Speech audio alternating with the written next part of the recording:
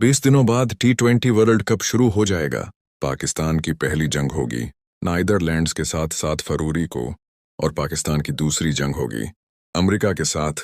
पाकिस्तान के स्क्वाड में कौन कौन से खिलाड़ी शामिल होंगे और कौन कौन सी टीमें T20 वर्ल्ड कप में हिस्सा ले रही हैं, आपको सब कुछ बताते हैं।